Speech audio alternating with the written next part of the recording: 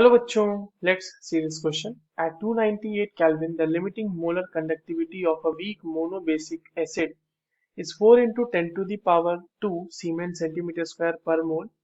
At 298 Kelvin, for an aqueous solution of the acid, the degree of dissociation is alpha and the molar conductivity is Y into 10 to the power 2 Siemens centimeter square per mole. At 298 Kelvin, upon 20 times dilution with the water, the molar conductivity of solution becomes 3Y into 10 to the power 2 Siemens centimeter square per mole. The value of Y is। बहुत ही straight forward सा question है। चलिए इसे solve करते हैं बच्चों। सबसे पहले ये देखते हैं कि इस क्वेश्चन को सॉल्व करने के लिए हमें कौन से की कॉन्सेप्ट की जरूरत होगी। देखो की कॉन्सेप्ट इसमें जो यूज होगा ना वो होगा कि अल्फा हम कैसे फाइंड आउट करते हैं मोलर कंडक्टिविटी से। तो alpha is equals to lambda M upon lambda M not, जहाँ पे लैम्डा एम जो है वो molar conductivity at any concentration divided by limiting molar conductivity, जिसको हम at infinite dilution molar conductivity भी बोलते हैं। एक चीज तो ये पता होनी चाहिए। दूसरी चीज ये पता होनी चाहिए कि आयोनाइजेशन कांस्टेंट किसी भी एसिड के लिए हम कैसे फाइंड आउट करते हैं। Ionization constant of an acid. ये दो चीजें अगर हमें पता है तो इस क्वेश्चन को हम आसानी से सॉल्व कर सकते हैं।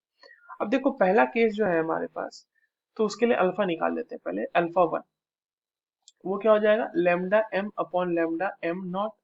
लेमडा एम कितना दिया हुआ है y into ten to the power two divided by lambda M not कितना दिया हुआ है 4 into ten to the power to.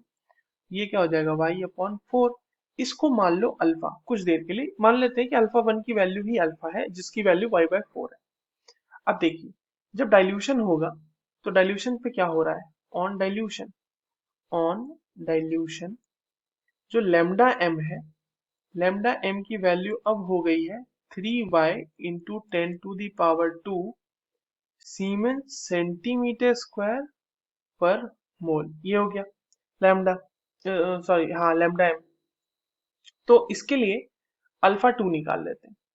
Alpha to क्या हो जाएगा lambda M upon lambda M not. तो लैम्डा एम अब कितना हो गया 3y into ten to the power two divided by lambda M not कितना हो गया 4 into ten to the power two. यहाँ से ये आ जाएगा 3। अब देखिए ये इस तरह से देखेंगे 3y/4 आ जाएगा। तो y/4 को अल्फा वन लिख सकते हैं। 3 अल्फा वन लिख लो या फिर इसको 3 अल्फा लिख लो, क्योंकि अल्फा वन को हमने अल्फा ही माना है। अब जो हमारे पास एसिड है ना उसका डिसोसिएशन करा के देख लेते हैं। तो वो कैसे डिसोसिएट कर रहा होगा Ha dissociating into H plus plus A minus. अगर इसका मान लो इनिशियल कंसंट्रेशन C है तो इसका जीरो हो जाएगा, इसका भी जीरो हो जाएगा। ये इक्विलिब्रियम पे मान लो C into one minus alpha dissociate करता है तो ये C अल्फा फॉर्म होगा, ये C अल्फा फॉर्म होगा। इसके लिए आप डिसोसिएशन कांस्टेंट निकाल सकते हैं C alpha into C alpha divided by C into one minus alpha. concentration of H plus into concentration of A minus divided by concentration of HA। ये कितना आ जाएगा C alpha square upon one minus alpha. ये इसकी normal value आ जाएगी। अब देखिए क्योंकि temperature change नहीं हो रहा upon dilution, since temperature is constant, temperature को रखा गया है कांस्टेंट, तो क्योंकि इक्विलिब्रियम कांस्टेंट की जो वैल्यू होती है वो सिर्फ और सिर्फ टेम्परेचर पर डिपेंड करती है, इसीलिए के ए वैल्यू भी कांस्टेंट ही रहेगी। के ए वैल्यू विल बी कांस्टेंट। तो दोनों केसेस डाइल्यूशन से पहले और डाइल्यूशन के बाद के केसेस के लिए हम लोग के ए की वैल्यू को इक्वेट कर देंगे और हम इस सवाल को सॉल्व इस तरह से कर सकते हैं। अब देखिए डाइल्यूशन से पहले वाले को ले लेते हैं C one alpha one divided by, ये हो जाएगा सी वन अल्फा वन का square divided by one minus alpha one is equals to C two alpha two का square divided by one minus alpha two. ठीक है। अब देखिए alpha one को हमने अल्फा मान लिया है और अल्फा टू भी हम यहाँ पे निकाल चुके हैं 3 अल्फा। और मान लीजिए कि कंसंट्रेशन शुरू में सी था और डाइल्यूशन के बाद 20 टाइम्स डाइल्यूशन हुआ है तो 20 टाइम्स सोल्यूशन जो कंसंट्रेशन होगा वो डिक्रीज हो जाएगा।